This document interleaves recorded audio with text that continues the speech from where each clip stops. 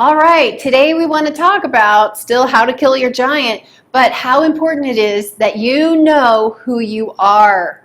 All right, we're in verse 38 and 40, still 1 Samuel 17. So you will not win by using someone else's armor. And we see David and how King Saul was like, hey, put my armor on, wear my breastplate, wear my shield, use my sword. And David's like, none of this is working for me. It's too heavy. I can just imagine it weighed as much as him. How can he fight? He can barely walk. Okay, we can't use someone else's armor. It wasn't made for us. We can't just repeat someone else's words. That's not our faith. That's their faith. Okay, you have to have the word in you and know it to be true experientially for yourself. Okay, you have to be able to know and say and believe that you are the righteousness of God in Christ, that you are seated with Christ in heavenly places. It's not just enough that you heard someone say it and you just say it. That doesn't make you believe it, okay? But we can't give up. We can't give up when God's given us a word. We have to stand on it. Well, what word had God given David? Well, God had already told David that he was going to be king.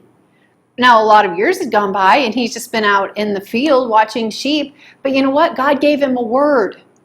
So when God gives you a word, you have to stand on that word. You can't just give up. All right, Numbers 23:19 says, God is not a man that he should lie. So we have to believe that God has given us what we need and that he has put in your hands what you need to fight your giants. So what does that mean? So David grew up with sheep. What did he know? Rock and a slingshot. So the little boy, what did he have? The loaves and fishes. And what did Moses have? He had a rod.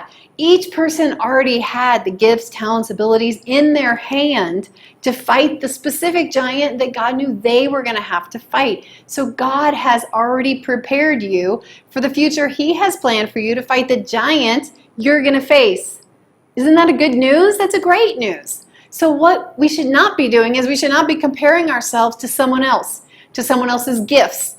They look more talented. They look more capable. I bet they could fight my giant quicker. Well, they're not equipped to fight your giant. God has already equipped you with everything you need. So as we go the second mile, know who you are.